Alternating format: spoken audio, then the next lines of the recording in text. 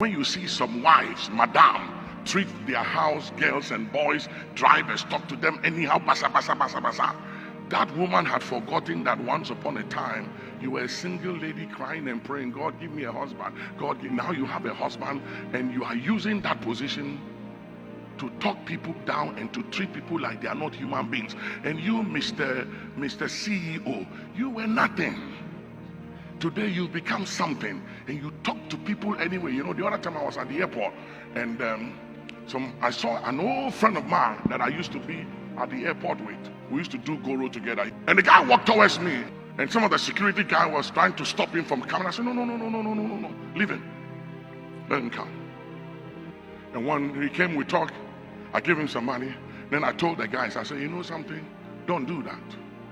And I said, you see this guy, it could have been me. I said, it could have been me. And I said, the only reason why it's not me, because the big man there showed me mercy. That's it. That's the only reason why he looked the way he looks, and I look different, and I'm smelling different.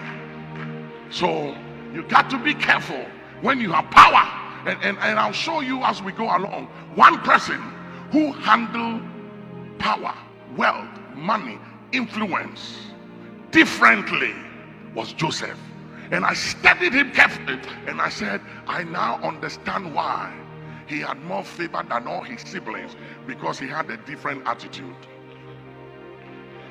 And Nelson Mandela is one that all the leaders of Africa must learn from, who suffered for 27 years, hardship, reduced to nothing, stripped of honor, and made as an animal, had no regard and respect for. They left him to die in prison. Came out with such power and favor, and yet said, this is my coat, not his coat. Yet decided to be kind than to be right. He decided that there was no need to go after apartheid. Let's live together. Let's build South Africa. Let's make a difference in our generation. And rule for one term and step down from office and say, let another take it. Let me stay behind and have influence and guide future leaders. What a man! What a man! You know, one time he was in prison, and he was told to go home and spend time with his family. And he said, no, I'm not going home.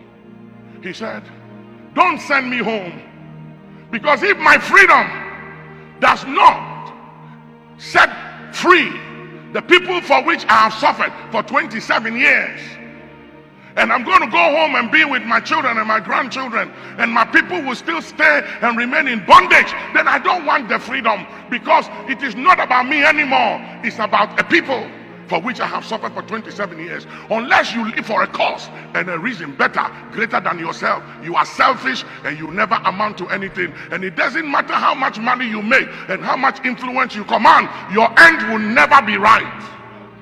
Study the Bible and study history, and that's why I'm teaching on this. Your end will never be right. I've watched it over and over and over again. You and I cannot change history. You got to live for a cause greater than yourself. And the reason why we still quote Nelson Mandela was because he was a man who did not live a selfish life. He was a man that lived for a cause that was greater than himself. He had value for humanity. What are you living for?